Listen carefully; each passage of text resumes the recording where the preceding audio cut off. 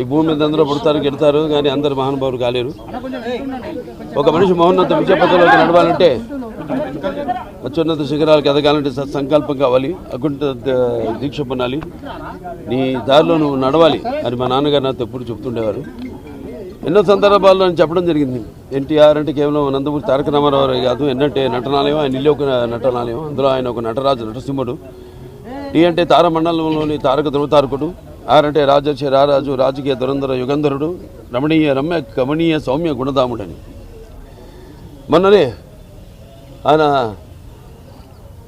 శత జయంతి జరుపుకోవడం జరిగింది. తర్వాత ఆయన సినిమా పరిశ్రమకు వచ్చి 75 సంవత్సరాలు మన దేశం ఆయన మొదటి సినిమా. ఆ సినిమా యొక్క ఉత్సవం కూడా జరుపుకోవడం జరిగింది. ఇప్పుడు రామారావు చూసుకుంటే ఆయన సినీ రంగ ప్రస్తావన చూసుకుంటే మరి ఆయన నటిస్తుంటే పౌరాణికాలు ప్రాణాలు పోసుకున్నాయి, జానపదాలు జాబిలీలు అయ్యాయి, సాంఘికాలు సామాజిక పరిగమనాలు అయ్యాయి, పద్యం పాట పదునెక్కింది, పాట పదునెక్కింది, పద్యం పాట నాట్యం నేర్చింది, కళామ తల్లి కన్నుల పండుగ చేసుకుంది, కళకళలాడింది, గలగల నవ్వింది. అంటే ఇక్కడే కాదు, మన దేశంలోనే కదా, ప్రపంచంలో ఎక్కడ చూసినా కూడా అటువంటి నటధీరుడు, అలాగే నటనలో ప్రయోగాలు చేసిన నటనాచార్యుడు, అలాగే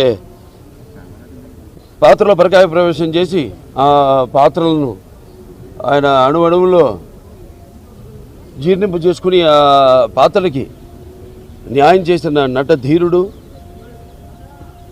నందమూరి తారక రామారావు గారు. మనం ఎక్కడ వెతికి చూసినా, ఎక్కడ చూసినా కూడా అటువంటి నటధీరుడు, లేకపోతే నటచారుడు, లేకపోతే నటధీరుడు ఎక్కడా మనకి కానరాడు అని నేనే కాదు, ప్రతి ఒక్కడు చెప్పుకుని తీరుతారు, ఒప్పుకుని తీరుతారు. అలాగే తర్వాత ఆయన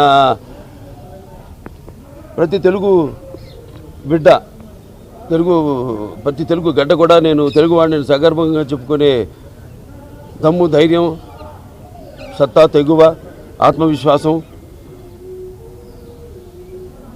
పదును పెట్టి మరి ప్రతి తెలుగువాడిని బయటికి తీసుకొచ్చి నేను తెలుగువాడిని అని చెప్పే సత్తా, ధైర్యం ఇచ్చిన తెలుగు తేజ నందమూరి తారక రామారావు గారు. ఆనాడు తెలుగుదేశం పార్టీని స్థాపించి మరి తెలుగుదేశం పుట్టింది శ్రామికుడి చెమటలో నుంచి, కార్మికుడి కరిగిన కండరాల్లో నుంచి, రైతు కూలీల రక్తంలో నుంచి, అలాగే కష్టజీవ నిరుపేదల కంటి మంటల్లో నుంచి, కష్టజీవుల కన్నీళ్లలో నుంచి అని ఆనాడు, అలాగే అన్నార్థుల ఆక్రందనలో నుంచి అంటూ, అలాగే తెలుగుదేశం పిలుస్తుంది రా కదిలిరా అని తెలుగుదేశం పార్టీని పెట్టి మరి ఆనాడు ఒక విప్లవం తీసుకొచ్చారు ఆయన. ప్రతి తెలుగు బిడ్డ బొడ్డు కోయక ముందే రాజకీయ చైతన్యం తీసుకొచ్చిన మహానుభావుడు నందమూరి తారక రామారావు గారు. అంతకుముందు వరకు చాలామందికి ఈ రాజకీయాల మీద ఆసక్తి ఉండేది కాదు, చాలామందికి తెలిసేది కూడా కాదు.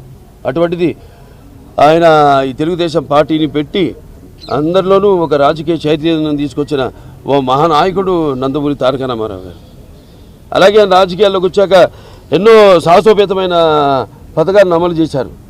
అవి ప్రజలకు ఉపయోగపడేవి, అలాగే ఎంతో సానుకూలమైనవి కూడా ఆ పథకాలన్నీ.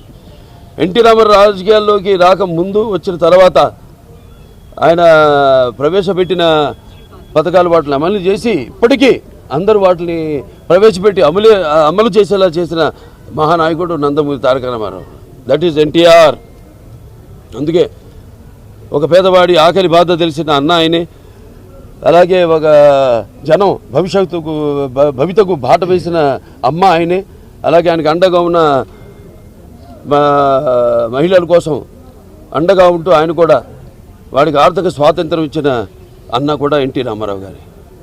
ఎన్టీఆర్ అంటే నటనకు నిర్వచనం, ఎన్టీఆర్ అంటే ఒక నవరసాలకు ఒక అలంకారం, ఎన్టీఆర్ అంటే నటనకు ఒక విశ్వవిద్యాలయం, ఎన్టీఆర్ అంటే ఒక నవశకానికి ఒక ఆరంభ మంత్రం.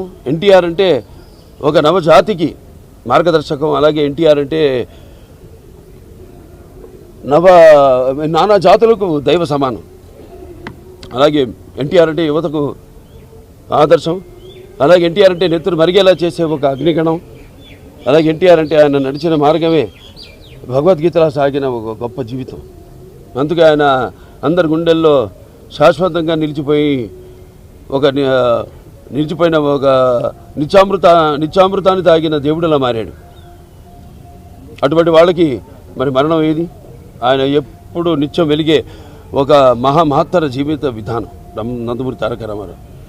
ఎన్నో సంస్కరణలు. ఇవాళ అక్కడ ఎన్డీఏ చైర్మన్గా ఉంటూ కూడా ఆయన మొత్తం కేవలం మన రాష్ట్రమే కాదు, దేశం అంతటికి కూడా ఎన్నో, అటు రైతులకి రుణమాఫీ విషయంలో అయితే మన రాష్ట్రంలోనే కాదు మొత్తం దేశమంతా కూడా రైతులకి రుణమాఫీలు చేయించడం జరిగింది ఆయన. అలాగే ఇక్కడ మనం చూసుకుంటే ఇక్కడ మండలాలు, ఇక్కడ 330 తాలూకాలు ఉండేవి. అటువంటి వాటిని 1100 మండలాలుగా విభజించి ప్రజల వద్దకు పాలనను తీసుకొచ్చిన మహానుభావుడు నందమూరి తారక రామారావు.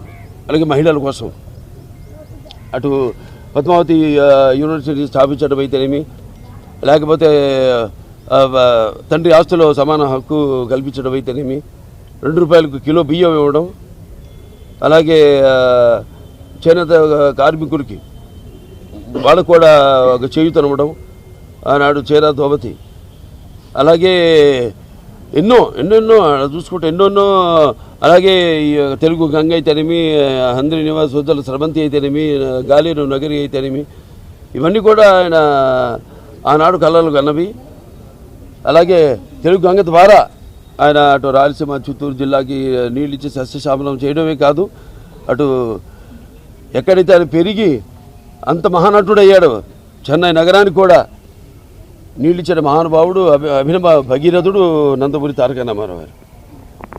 ఇలా చెప్పుకుంటూ పోతే ఎన్నెన్నో. అలాగే పక్కా ఇళ్ళు అంటే కాంక్రీట్ ఇళ్ళు పేదలకు కట్టించిన మహానుభావుడు, కూడు గూడు గుడ్డ సిద్ధాంతంతో ఆనాడు ఈ ఒక దేశంలోనే ఒక విప్లవాన్ని తీసుకొచ్చిన మహానాయకుడు నందమూరి తారక రామారావు గారు. ఇప్పటికీ 29 ఏళ్ళైంది ఆయన అంటే శివైక్యమై లింగైక్యమై ఆయన పరమపదించి. అయినా ఆయన ఎక్కడికి పోలేదు. ప్రతి తెలుగువాడి గుండెల్లో గూడు కట్టుకుని చిరస్మరణీయుడిగా ఉన్నాడు ఆయన. ఆయన్ని అనుసరించి ఈనాడు ఎంతోమంది లక్షల కోట్ల మంది కార్యకర్తలు అయితేనేమి ఆయన స్ఫూర్తిగా తీసుకుని ఆనాడు ఎంతోమంది కార్యకర్తల నుంచి నాయకుల్ని తయారు చేశారు రామారావు. అలాగే కాకుండా అంతవరకు ఒక పంథాలోనే పెడుతున్న రాజకీయాల్ని మార్చి చదువుకున్న వాళ్ళని కూడా అటు డాక్టర్లు అయితేనేమి, ఇంజనీర్లు అయితేనేమి, గ్రాడ్యుయేట్స్ అయితేనేమి, పోస్ట్ గ్రాడ్యుయేట్స్ అయితేనేమి అందరిని కూడా రాజకీయాలకు తీసుకొచ్చిన మహానుభావుడు నందమూరి తారక రామారావు. ముందు కూడా ఆయన్ని అందరూ మన స్ఫూర్తిగా తీసుకుని ఆయన ఆశయాల్ని ముందుకు తీసుకెళ్లాల్సిందిగా, మాకు అందరికీ కూడా ఒక శక్తిని ఇవ్వాల్సిందిగా ఆ మహానుభావుని కోరుకుంటూ, అలాగే ఆయనకి ఘన నివాళులు అర్పించుకుంటూ నేను సెలవు తీసుకుంటున్నాను.